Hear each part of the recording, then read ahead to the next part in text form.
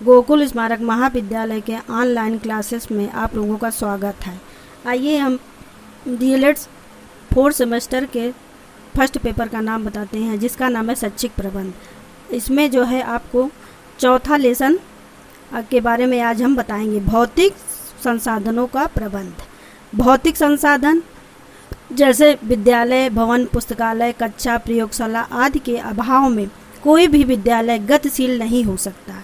जितना महत्व आत्मा के लिए शरीर का, कारखाने के लिए मशीन का, उत्पादन के लिए भूमि का है, उतना ही महत्व विद्यालय के लिए भौतिक संसाधनों का है। विद्यालय की प्रगति इन्हीं साधनों पर निर्भर करती है। भौतिक संसाधनों के अभाव में विद्यालय ना तो समाज की आकांक्षाओं की पूर्ति कर सकता है, न ही देश के लिए कुछ नागरिकों का निर्माण कर सकता है। भौतिक संसाधनों की आवश्यकता प्राचीन काल में भी थी एवं वर्तमान समय भी इसकी आवश्यकता निरंतर बढ़ती जा रही है। भौतिक संसाधनों जैसे वर्तमान में हमारे हर समय किसी के कोई न कोई चीज़ों की आवश्यकता होती है। भौतिक संसाधन, अब इसके बारे में एक क्या है, एक सुयोग्य प्रधाना अध्यापक भी अपने अनुभवी अध्यापकों के साथ तब तक विधिवत कार्य नहीं कर सकता जब तक कि उसके पास उचित साधन ना हो।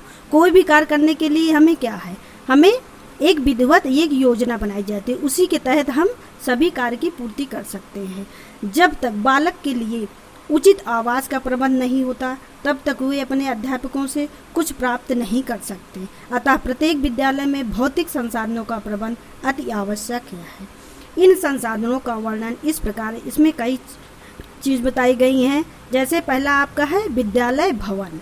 तो विद्यालय के लिए क्या है, हमें भवन सबसे ज़्यादा आवश्यकता है। उसके बाद आपका दूसरा नंबर है कक्षा, कक्ष, बैठक।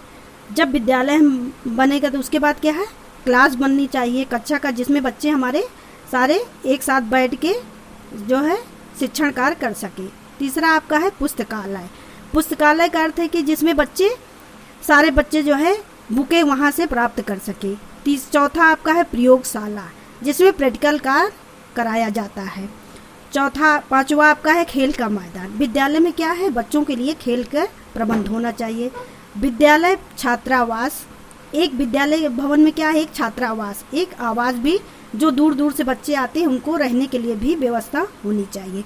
कक्षा, कक्ष एवं स्टाफ रूम, क्या विद्यालय भवन में क्या है, टीचरों के लिए एक स्टाफ रूम होना चाहिए। विद्यालय में फर्नीचर होना चाहिए, कैंटीन होना चाहिए। ये सारी आवश्यकताएं हमारे क्या है, विद्यालय भवन में संसाधनों का प्रबंध तंत्र के अंतर्गत होना चाहिए।